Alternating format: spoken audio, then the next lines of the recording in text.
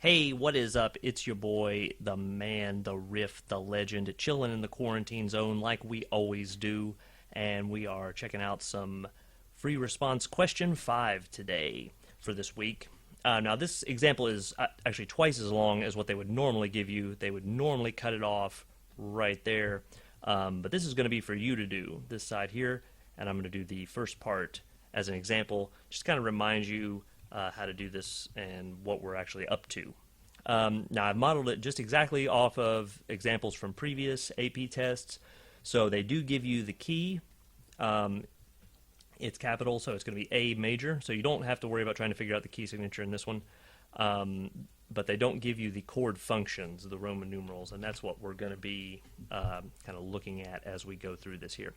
I did throw in a couple of 7 chords, inverted ones, because they will use those. It said they wouldn't use secondary dominants, which we did not get to, but they will use 7 chords of other types. We talked about the 5-7 chord in class. There are a couple of other 7 chords that you could end up with. They sometimes use them on the 2 chord as well as on the leading tone chord. Which in this case, if you were in A major, the 2 chord would be the B minor chord, and the 7th chord would be, or the leading tone chord rather, would be a G sharp diminished chord, right? So, or G sharp half diminished, I'm sorry. But we didn't really get to those, but I'm going to try to weave in a few examples of those here and there just to make sure that you are well equipped. Okay. I'll also link a couple of other videos in the description on the AP channel where they have lessons working through similar topics in a much more thorough and meticulous and even experienced manner than what I am about to do for you. So, but this is the Cliff Notes version here. Okay, so let's dive right into it. We're in A major. I'm just going to go ahead and list the A major scale here so that we can kind of get an idea of what we're doing. F sharp, and we got G sharp, and then we're back to A. If you remember, for chord functions, they just go up in Roman numerals once you figure out what scale you're using. So you have the 1, 2 is minor, so lowercase, 3 is minor, and in this particular century that we're looking at, we won't really see that as much. And 4 is major, 5 is also major, 6 is minor, and 7 is diminished. Okay, so as we figure out what the root of each chord of these chords are, we'll be able to determine what Roman numeral we need to write. Okay, and I'll also go over some techniques for finding out the root from the Roman numeral. All right, let's jump in here. Let's zoom up here. So we've got our first chord. There's an A in the root. Let's say we have an A, or we don't know what the root is yet. It's in the bass. Now, usually, like 99% of the time, the first chord is going to be a 1 chord, and it's going to be in root position. But, you know, don't take that for granted. We've got our C sharp here. We've got an E, and we've got an A. So if you stack that up in thirds, A, C sharp, E, your root is going to be A, right? So it's definitely an A chord, which is going to be a 1 in the key of A. All right, so moving on to the next chord here, we have a C sharp in the bass, but we also have a 6 as far as that. Now, there's 2 ways you can go about kind of remembering the or figuring out the notes from there. If you remember your inversions or for your figured bass and what figured bass relates to which inversion. So nothing would be root position where the root's in the bass. 6 is first inversion rather. Sorry. So 6 is going to be first inversion where the third of the chord is in the bass, which means the middle note in the chord. So if I know that right off, I can just go like this. Boom, and I can know that it's also an A chord. Another way to do it is to actually use the number and count up a 6th. So we got 1 to 2nd, 3rd, 4th, 5th, 6th, and it's an A. So we have an A and a C sharp, and if a 3 is not listed, it's implied. So we can also do a 3 there, and that will end up, you move the A down here, and you can end up with the same result. But it's much faster if you just memorize the root position, first inversion, second inversion for triads. And then if you have dominant seventh chords, or any kind of seventh chord really, you will have root position will be nothing, first inversion will be 6, 5, as you can see, one's coming up. Then you have 4, 3 for second inversion, where the fifth is in the bass, and then finally 4, 2 for third inversion, where the seventh of the chord is in the bass, the fourth note up. All right, so moving on to this part here. We know it's an A chord because either of the two ways that you want to figure it out, and so it's an A with a C sharp in the bass. So that's going to be still a 1 chord, and you also want to make sure you copy your figured bass symbol down there. All right, and you don't have to write the letter name chords up above unless there's blanks there, but I don't think there is on the AP exam. But it can to help you. I'm going to go ahead and do it just to make sure. So we would have A over C sharp. Okay, and then we have a D in the bass and a 6, 5. Okay, so actually let's just go ahead and write the notes in the chords down here below to make sure that we don't forget what we're going to go back and write in later. So we had A, C, E. I'm just going to leave out the accidentals for the moment. And then this one was also A, C, E. All right, and this one, we have a D in the bass, and it's 6, 5. So like you said, you could count up 5. 1, 2, 3, 4, 5 would be A, and then 6 would be B. So you have a B, an A, and a D. And then third is implied generally. So you could do that, and that finishes up your chord. So the B, if you move it down here, creates a stacked root position chord, so you know B is the root. Okay, so again, if you remember your inversions, you'll know that a 6, 5 is a first inversion, seventh chord, so the third of the chords in the bass. You just go down a third, boom, find the root. Or in this case, if you want to use the numbers, you can find that root after you move it down into its proper place. Okay, so that would be a B is going to be 2 in the key of that, which is minor, and it is a seventh chord. We do have to put our figured bass down here because it is a seventh chord and it's also inverted. That's, like I said, a 2 chord. You can find they sometimes put sevenths on those as well as leading tone chords.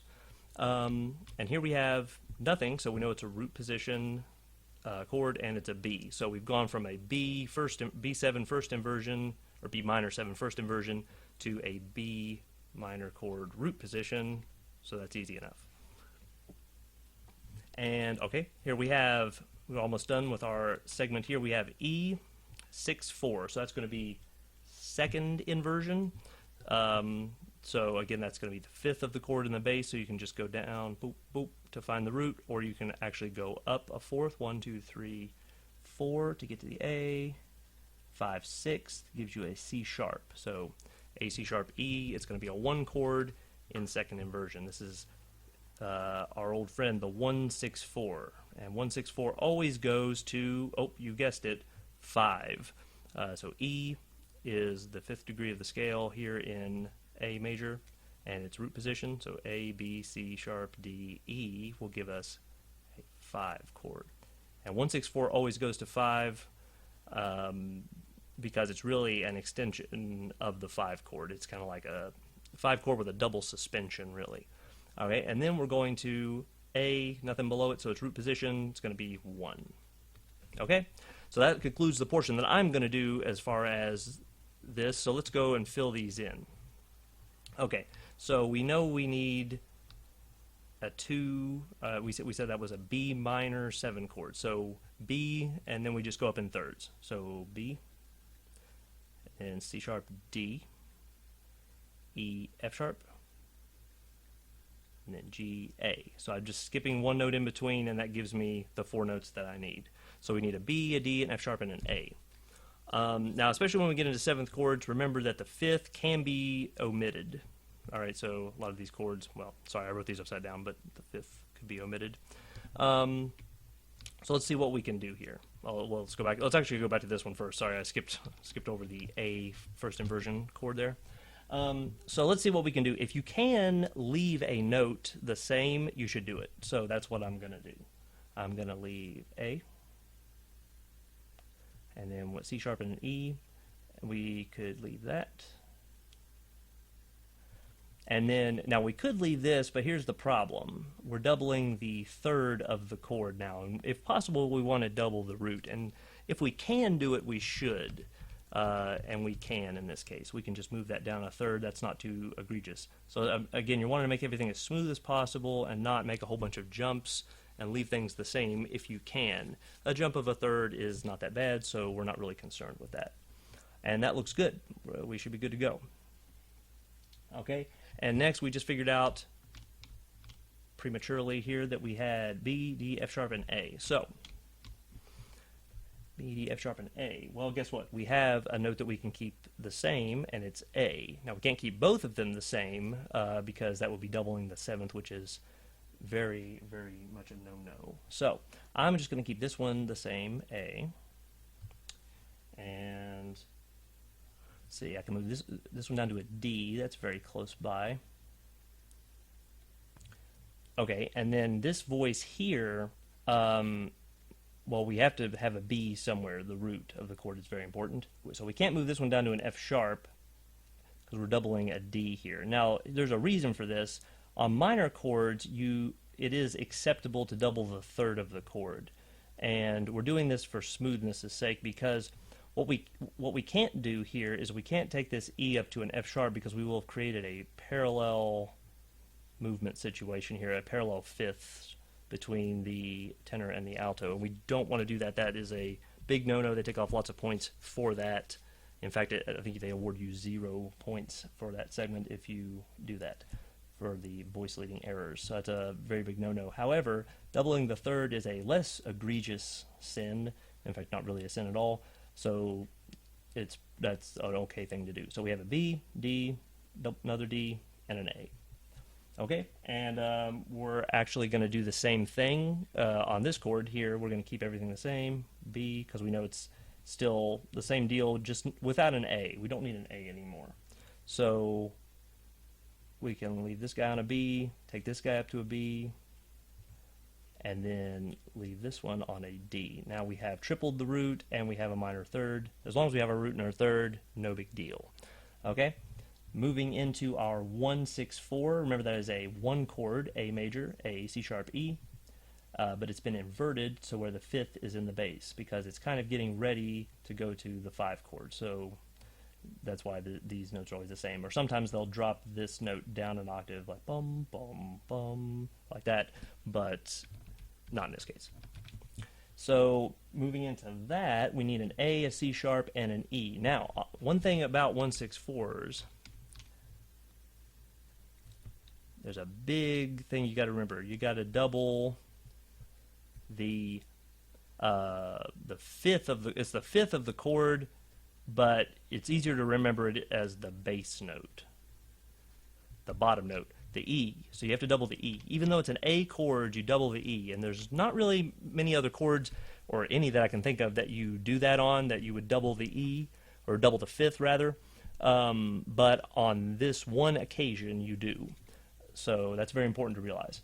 So we need an A, a C sharp, and an E to double this other E. So let's check it out here. We got A, we can move that up to a C sharp. It's pretty close. You could go down to an A as well if you wanted to.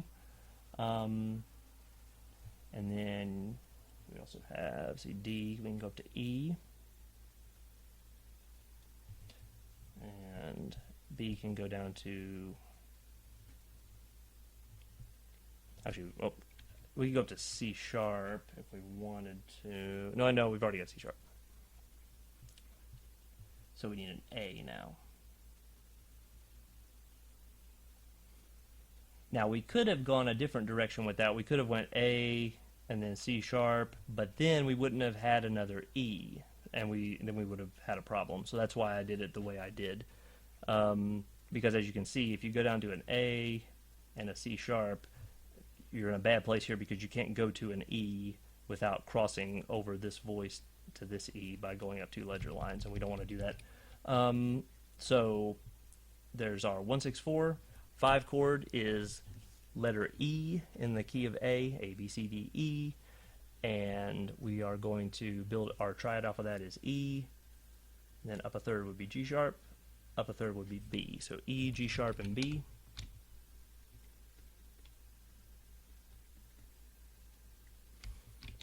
So we got to make sure we get this right. Now, the easiest thing to do is the one note the E always stays the same. This note, the same as the bottom note, that'll just stay the same.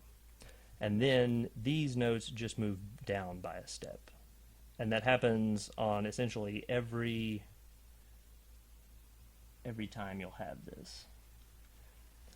The only exception would be if it said 7 and it wanted a 5-7 chord, E, G sharp, B, and then another note, a D, you would just take this down to a D. And so it's easy enough. They all just move down by step. Like I said, it's just a little kind of one-step suspension. Everybody moves by a second. And then we finally resolve to the 1 chord. So it's going to be A, C sharp, and E. All right, so G sharp is only a half step away from A. It's called the leading tone. It's the 7th note of your major scale is called the leading tone, and it has to resolve up to A. There's no choice about it.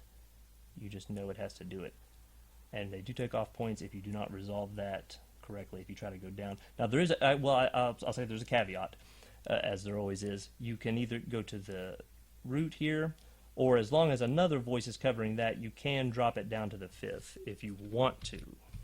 If you really want to, I prefer to play it safe and just resolve it to the root, because we don't have to have that 5th at all. We can just triple the root and omit the 3rd, which is what we're going to do. So we can go here with the soprano and just jump down to C sharp like that for the alto. All right, and there you have it. I don't think I've committed any egregious voice leading errors, but then again, I never think that I do, and then I find one. So hopefully I didn't. I double and triple checked this to make sure that it was correct, but I still could have made a mistake. For your assignment, I want you to try to complete this part of it. I'll link in the description to a PDF, and we will go over that leading into next week. So you do have 1 7th chord, but it's in root position, so not to spoil too much of it for you now, but shouldn't be too hard to do. You just have a couple of first inversion triads and a root position 7th chord, and it ends, I'll go ahead and tell you, because I know we talked about this in class, it ends on a deceptive cadence. So the reason it doesn't go back to 1 at the end is because it has a tonic substitute. The 6th chord is substituting for the tonic, so it's deceptive. Anyway, hopefully that cleared up some of that for you, and just once you get that submitted, you can send it to me by email or live grades, and I'll check it out for you and give you some feedback on that. And as always, this is Riff signing off.